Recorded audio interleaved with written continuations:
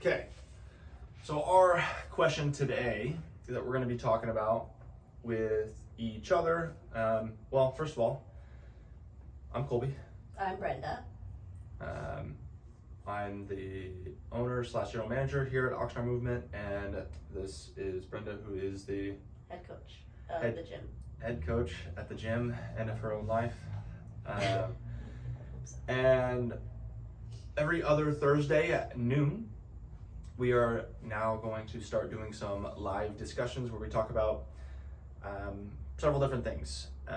Those topics can be anything from why a new member might consider joining, from biggest mistakes we see people doing in the gym, the best way that somebody can get the most bang for their buck in the fitness world.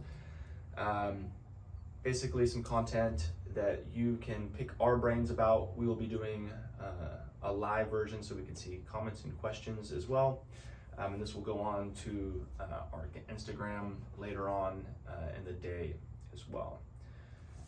So this week's question is, what did we say our question was?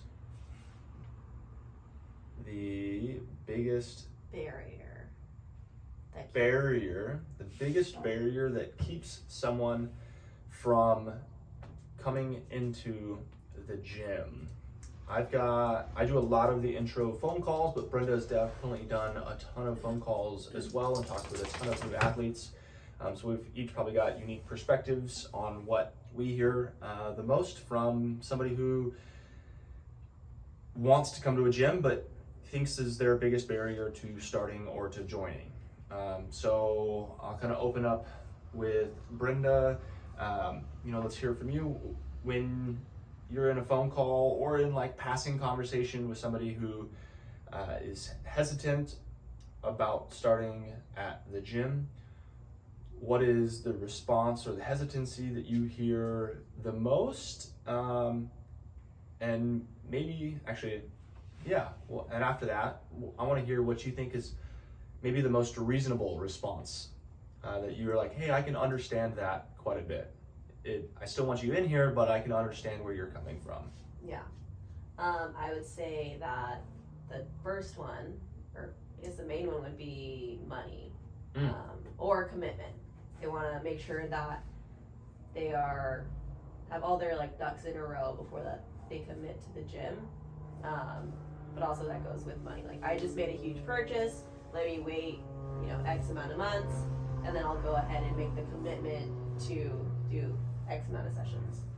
I would say that's a big one. One that I have seen is let me make sure I'm fit for CrossFit first. And that's one that is always like eye-opening, because this is why you're here though, is to be healthy and fit, and we're here to help you do that. You don't have to be fit to come into CrossFit. Is one of those, do you hear one of those more often than you hear the other one? Yes. Which one? Definitely the money. You hear money more often? Mm-hmm. Okay. Yeah. Two people who say money is the biggest barrier. What do you say to help entice them? I don't know if entice is the right word, or convince them that this is something that they should be spending their money on.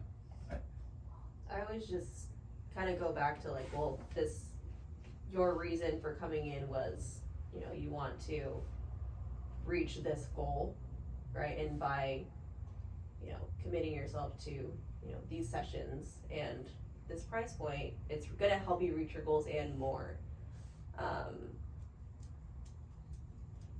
I drew a blank, but always kind of go back to like their first initial, like, why they're here. Because I don't just ask them like, oh, why are you here? Like, no, I want to know, like, why are you here? Like, what is the root of the issue that brings you here?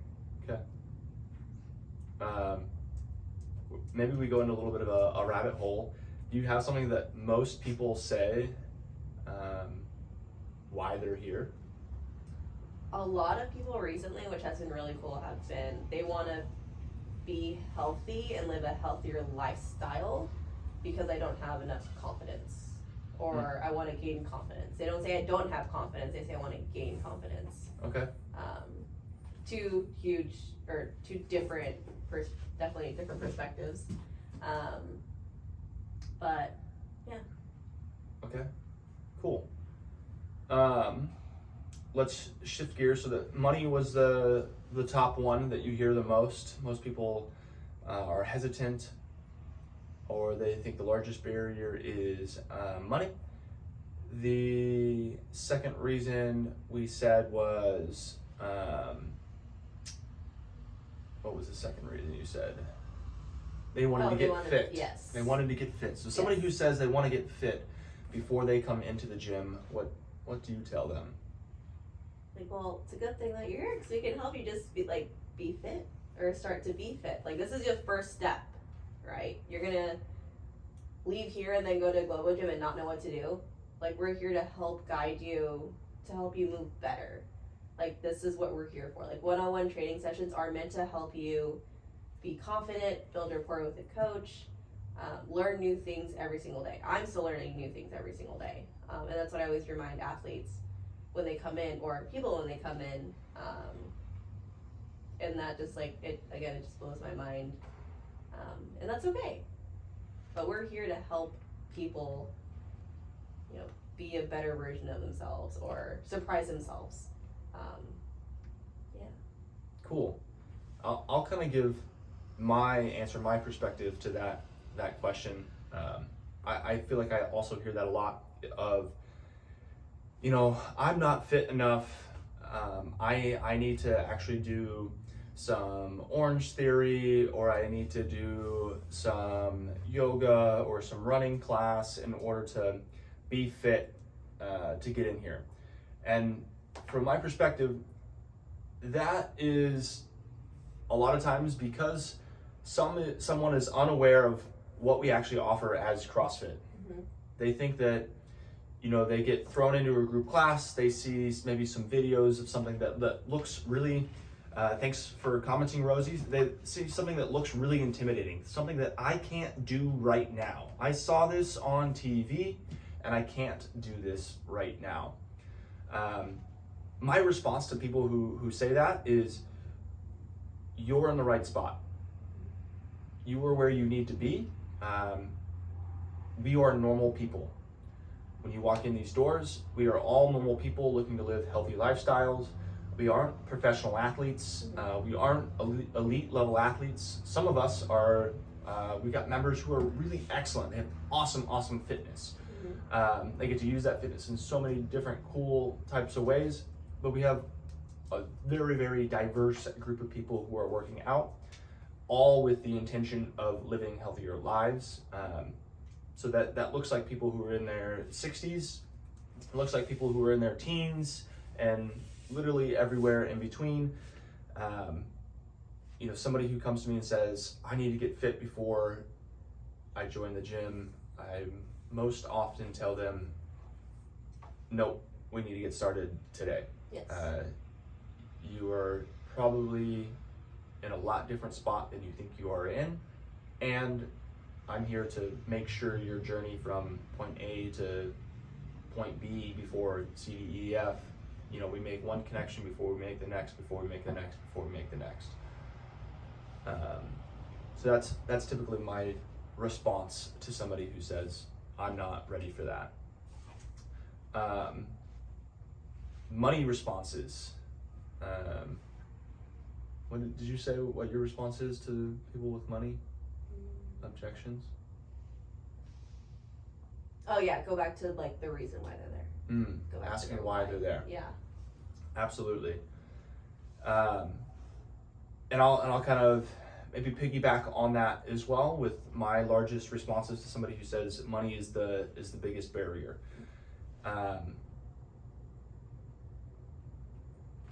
When I think Brenda's response, asking why, is a huge piece. When someone comes in, if they're not convinced of their own why, it is very difficult to make any kind of decision. If anything's over a menial amount of money. When I mean menial, somewhere between 1 and 3 Starbucks drinks, right? $1 and $20. If they're gonna have to make a choice more than $1 and $20, they have to know why they want something. And if they don't know why, that decision's gonna be a lot harder. With money, my initial first response to someone saying, this is actually a lot of money, I don't know about it. But one of the things that I typically say is, yes, it is a lot of money. It is worth every dollar. I wouldn't ask you to pay it if I didn't truly believe it was worth it. If I didn't believe that it would change your life, if I didn't believe that it would create better habits, if I didn't believe that working with a coach was something that you needed in your life, I wouldn't ask for it. I think then being able to describe the value to someone else is also a big decision maker. When someone knows the value that they're getting is 100% there. And in my opinion, the value is change. Someone comes into the gym, especially initially, for change. If I'm not gonna make change, if I'm not gonna change habits, if I'm not going to build better habits, if I'm not gonna be a better person, better dad, better mom, better coworker, whatever, it's not worth really any amount of money. But what am I willing to pay so that change actually does happen? I think that is the biggest exchange that happens with that money is, hey, how important is it to me to actually change? Cool. Let's shift gears a little bit to maybe a couple of different scenarios.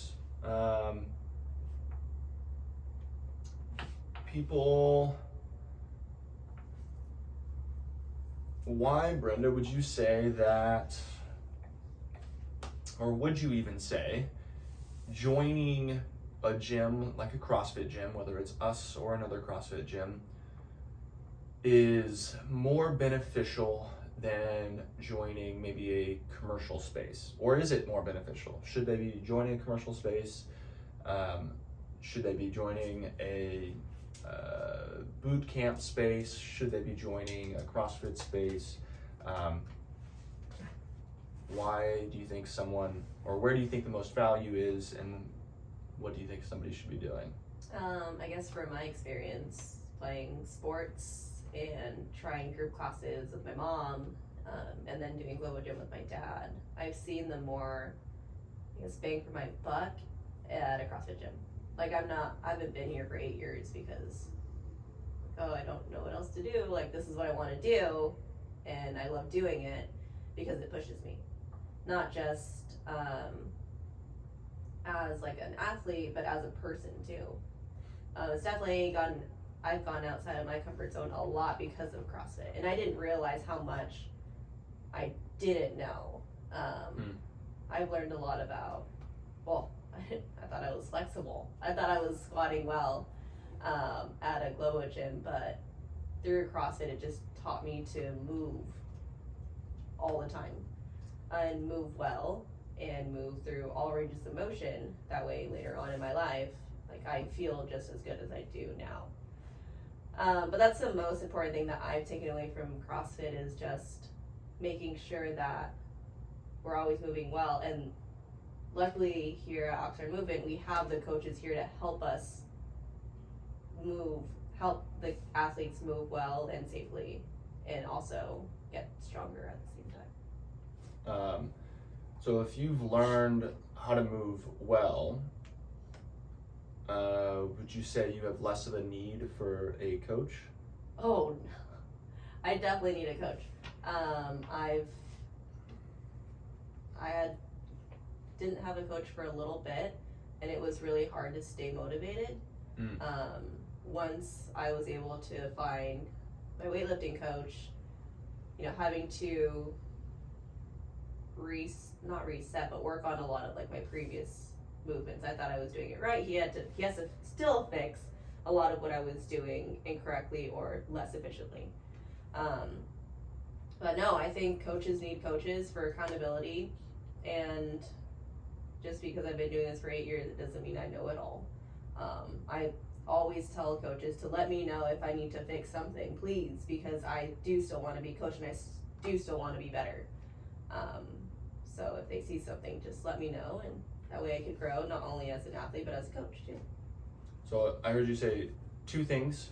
One, there's things that even as somebody who moves really well, there's things that you don't know you're doing wrong. Yeah, because I've definitely told like Coach Sam, like, hey, sometimes I feel like I've been told I don't get past parallel, like I can't feel it sometimes, can you please let me know? Because people will tell me after the fact. She's like, yeah, I'll definitely let you know. So it made me more aware of my movements. Cool. But definitely working on that more, is being more aware, and within the last 2 months being more intentional with my movements too. And that's made a huge difference in the way I recover. And then the other thing that you said was accountability. Being in a CrossFit gym in particular, or having a coach in particular, helps keep you accountable. What does that mean to you? I guess, would accountable and motivated be under the same realm? Not really. Explain the difference for me. Accountability is just gonna be somebody that's gonna be checking in on me. Like, Okay. hey, like, let's say I'm lifting and I'm with Sam, are you gonna be there tomorrow morning? Yes, me too. Awesome. Like, we're holding each other accountable to be there and lift. Or like, hey, are we gonna work out it tomorrow at 10:15? Yeah, awesome. Whereas motivation, I see it as like the only person that can motivate me is myself. Like, if I don't want it, then like, I don't know, I have to be able to motivate myself. I get inspired by other people for sure, but motivation comes from within. So it's a little different. Like, yelling at me isn't gonna make me move faster. Yeah. I have to do it myself. Yeah, and I think that's something that's super interesting for all of us. There are different ways that we drive motivation. There's a lot of people who are intrinsically motivated, meaning they motivate themselves, and there's a lot of people who are extrinsically motivated, meaning they need somebody else or something from the outside to motivate them. And I think that CrossFit potentially does a really good job at both sides of that coin. Somebody who's intrinsically motivated to be able to be inside a CrossFit gym space, and somebody that's extrinsically motivated to be inside a CrossFit gym space. Very cool. So you touched a lot on CrossFits.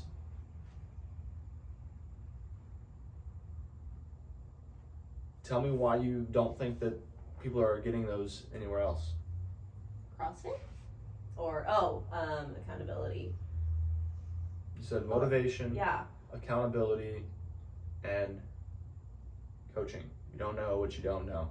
Yeah. I mean, I can't say I've done a boot camp. I have done a boot camp before. I used to do boot camp. So, like, what are pros and cons of a boot camp style? Yeah, I mean, you're having fun. It's very like, you're doing great, awesome. Like, a lot of like positive affirmations, but they're not. It's the whole fitness entertainment, like Peloton, right? It's great. I do like it, but they're not there telling you how to move better. Okay. And some fitness boot camps don't really tell you how to move better. Like, hey, this is how you do a press, and that's it. Or this is how you do a push-up, and that's it. There's no progression to help get you there if you did want to push up at some point. And as far as motivation, I mean, like I said, I think everybody seeks motivation differently. Excuse me. For those people that go to a boot camp or like a Zumba class, they probably want that external motivation of somebody yelling at them, wanting those positive affirmations. And then, so accountability. Yes. Yeah. I don't know, I feel like with such a big, like, let's say boot camp. How many people are you seeing in a boot camp class? Well, it's like a college class, like 40 to 50, like, there's a lot of people. Yeah. I wouldn't, if it were me, like, I wouldn't be able to keep track of every single person in my class. If I have, let's say, like 7 classes of 40 people, that's gonna be really hard. But in a more intimate setting, like the CrossFit gym, you can build a relationship with every single person within an hour. It's a lot of work, but it's worth it. Yeah, and I just feel like you can't get that anywhere else. Yeah, so I think that was great perspective. Basically, in a boot camp style class, you're seeing, there is motivation. We see lacking in accountability, and we see lacking in coaching ability. Maybe not of the staff, just the ability of the coach to coach in a setting that is 40 plus people, or in your example of a Peloton class in a screen to human being, there's no ability to coach in that setting or give feedback in that setting. Okay. What about something like a Globo gym, a commercial gym, 24-hour fitness, LA Fitness, Anytime, Fitness 19, something like that? Yeah. Man, I left that area because I was getting so bored. Now, I mean... Ooh, what does bored equal? You know, just an arm day, leg day, chest day. Okay. Like, nothing really changes, the same thing every week. So what starts to wean? I feel like I understand this completely, but what starts to wean when boredom hits? What do you mean wean? It starts to go down. You're like, My motivation. Motivation. Yes. Expand on that. Yeah, I mean, nowadays, 8 years, like 8 years ago, I don't think there was as many, like PDFs, like online coaches. Now there's so many online coaches. They're like, oh, this is, you want this PDF or you want this like workout from me. It's only $13.99 for a 13-week program. And here's a video on how you could do it. And you can go to the Globo gym and do it. Got it. But it's not helping you move better. It's helping you move, which is awesome. But it's not helping you move better. Okay. And yeah, you're probably going to see results. Cool. Awesome. But is that, if you like to be by yourself, then that works. Awesome. Like, as long as you're moving. But okay, so for me, what is the other thing then potentially that's lacking inside commercial gym setting? So we said you're like boredom. Yeah. And then you just said, if you like working out by yourself, great. Yeah. Well, what other aspect would that be then? There's another aspect that you said that CrossFit does a really good job of providing this. Oh, I would say, like, it's such a commonly used word, but community. Okay. Which is why, like, I played sports all my life, and I hadn't found anything like high school sports. And then I found CrossFit, and I was like, oh, I feel like I'm playing a sport again. And that's what keeps me staying. I think Delia nailed it. That was 5 minutes ago, but she nailed accountability coach. Yeah, accountability, right? Yeah. You said community. I would say community / accountability. And I would say those aspects are a little bit different inside a CrossFit gym. Community is half driven from coaches, half driven from members within the community. It would be foolish for any coach to say that they are solely responsible for the community that is inside their gym. They may be able to cultivate certain aspects of it, but the other half of it comes from the other people who are in the gym. Being in a space with like-minded people. But I would say, maybe the equal is true of accountability as well, right? Like a coach can provide an accountability, but it can't take full responsibility for accountability of coaches. Mhm. Because as you've just said, and as many of us have experienced, we're able to find somebody else that helps keep us accountable too, that maybe is not a coach.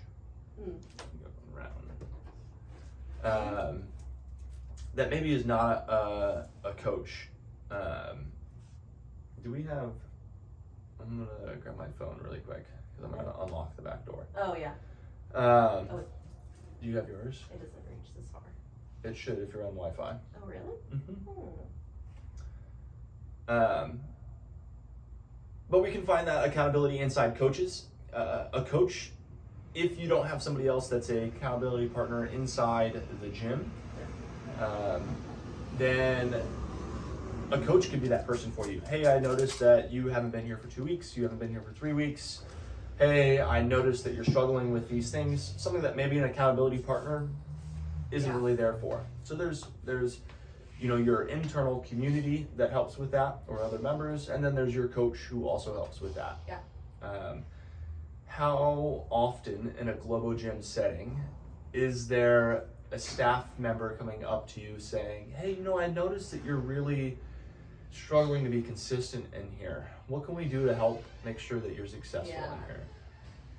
No, I never had that. Not to say that doesn't ever happen. Yeah. But the likelihood that those kinds of conversations happen inside a commercial space are a lot lower. Yeah. So that accountability, it's rough. It's rough. So Globo Gym, commercial gym, accountability, nah. Yeah. Motivation, yeah. What about coaching? For people that go there. Okay. From other members of the gym? Unwanted coaching. Okay, explain that. What is that like? Being female, it was very frustrating. Okay. Yeah, I remember like one point when I always go with my dad because I didn't want to have anybody like come and talk to me. And this one person was like, hey, I feel like you're doing this wrong. I'm like, I don't think so. Like he definitely didn't know, and I didn't know, but I just told him I did this with my dad before, so no, I'm doing this right. No, what you should be doing is like, no, please don't touch me. Yeah. It's very, I feel like a lot of people feel entitled to like help you, especially as a female, like, oh. Or if you're lifting a certain weight, they're just surprised, like, wow, like, you're actually strong. Okay. Yeah. Do you think, I think that's a really, really common thing. Yes. And it could be male to male. I would probably make an assumption, because I haven't seen any data, that it happens more often male to female. Someone saying, hey, let me give you some technique. Yeah. In a perfect world, could some of those people have good intentions? Yeah. Yeah. In a perfect world, would those people be equipped with the knowledge to actually help? I don't think so. Yeah, maybe not. Yeah. Right? They might have some experience in the gym, but do they have a background in coaching? Do they know about habits? Do they know about mechanics of movement? Even if the best intentioned person who comes up to you in a Globo Gym space, they're also a paying member. Yep. They are paying to be a part of that space. Mm-hmm. And there's a huge distinction. So,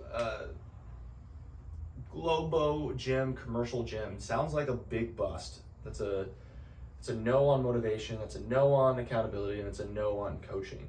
Mm-hmm. Why would I go to a Globo Gym then? What's the benefit of a Globo Gym? It's cheap. Okay, sure, yeah, it's cheap. It doesn't cost very much money. No. Although, I have seen some gym rates, and they ain't as cheap as they used to be. I have not looked at them. I happened to look through it recently, and I was like, wow, I thought this was a lot more less expensive than it is now. What was average? Like $45 a month, which I thought it was like $20 a month. Oh, it's expensive. Yeah. What's another reason? Like, there are arguably the right people for a Globo gym or a commercial gym. That there are people that could thrive really well inside that space. What's the ideal person for that group? Who's going to thrive and do well, be living healthily, growing as a person, getting better as an athlete at a Globo gym? Yeah. Huh.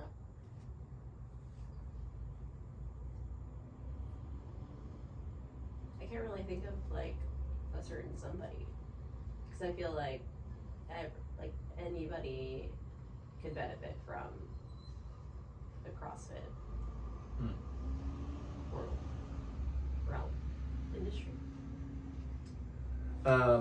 Yeah, absolutely. I would maybe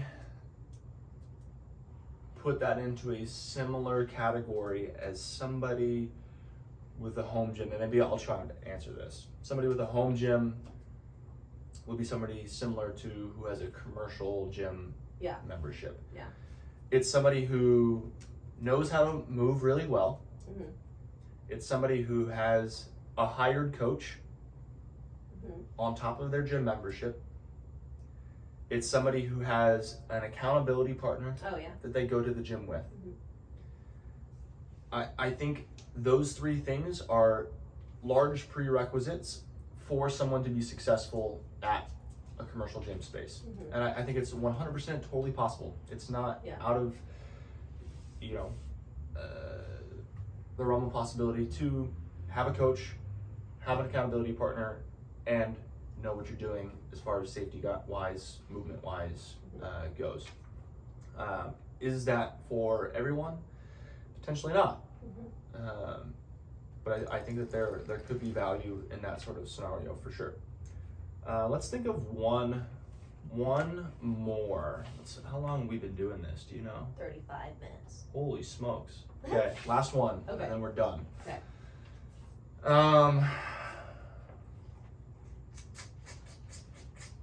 We've talked about boot camp styles, and we've talked about commercial gyms. Think of one and I'll answer. Boot camp styles, commercial gyms. Is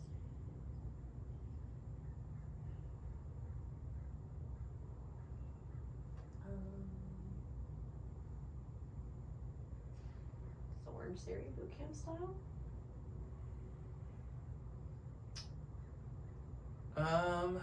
No, I think maybe that's a good example.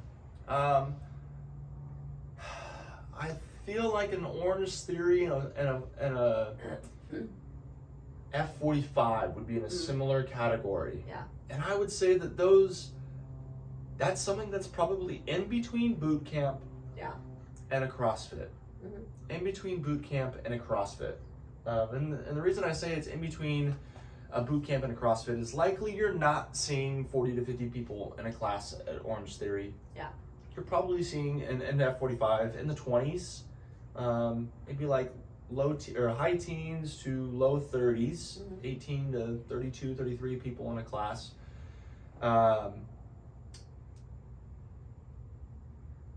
For the most part, I would say in that type of fitnessy space, the coaches might have a little bit more knowledge than what a coach at a boot camp might have. That scenario, I think there is a little bit more coaching. So in a boot camp or in maybe a general group class, I see or picture the coach doing most of the workout with them. And in an Orange Theory and in a F45, the coach is coaching instead of doing the class with them. So I think that potentially has a little bit better upside as far as coaching ability goes. What about motivation and accountability? Motivation, I think Orange Theory and an F45 could potentially be really good as far as motivation goes. I'm pretty sure that Orange Theory does a lot of heart rate tracking and resting heart rate tracking, and being able to consistently see your data over months is definitely a motivating factor, along with the coach during classes. I can see that as a motivating factor as well. F45 I'm a little bit less familiar with, but maybe there are benchmark workouts that people can see progress over time, which is huge. Again, motivation I think is significantly more there than what you would see out of a global gym or a commercial gym. And that coaching is a step up from, a Peloton or a fitness entertainment, where that coach probably has a better idea of what they're talking about. Where I would argue that that's going to be a lot harder is in the boot camp style. I don't think that the coaches or the trainers or whatever you'd want to call them even attempt coaching. They don't even attempt it. It's lost cause. I'm here to explain and show, and then you're going to do what you're going to do. In an F45, there's an attempted approach to coaching. Unfortunately, in a high 18s to low 30s, like high teens, low 30s, it is virtually impossible to give effective, good coaching feedback to that amount of people. So inevitably, coaching is going to fall short. And then I think accountability is probably lacking in those spaces as well. Is the coach from Orange Theory texting you when you haven't been there for 2 weeks and saying, hey, where have you been? Is the coach from F45 saying, hey, it was really cool to hear about the story with your dad. How are we going to get him in here? Or that how you inspired him with your fitness journey. Like, let's keep up this type of thing. I think that's going to be less and less seen out of those two scenarios. So maybe that's a good example. So motivation, yes. Accountability, Coaching,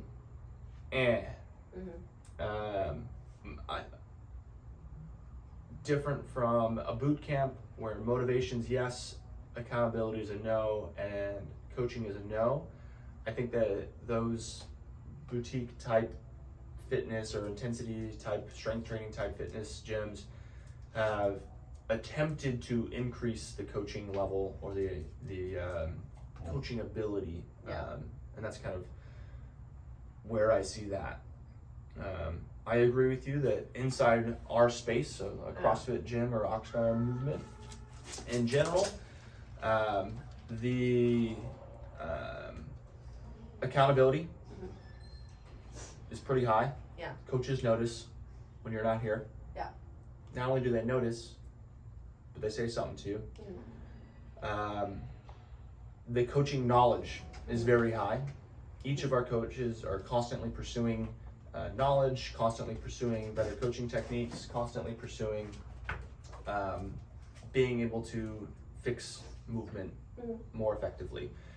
And then motivation lies both within the community itself and within coaches inside the group class setting, inside goal setting sessions, inside in-body scans, inside nutrition coaching, inside results. I think one of the biggest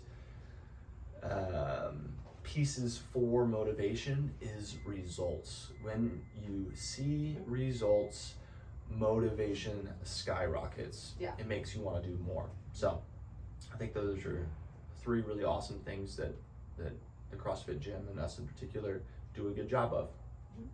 Cool. Well, this has been an awesome conversation, sponsored by Christmas. We don't have any sponsors. We're just doing this to share things with you. Join us 2 Thursdays from now, where we'll talk about something else. Yeah. If you've got things that you want to hear us talk about, definitely share them with us, either on here, in our Instagram, talk to us in person, whatever. We'd love to hear from you. Have a good Thursday. Bye.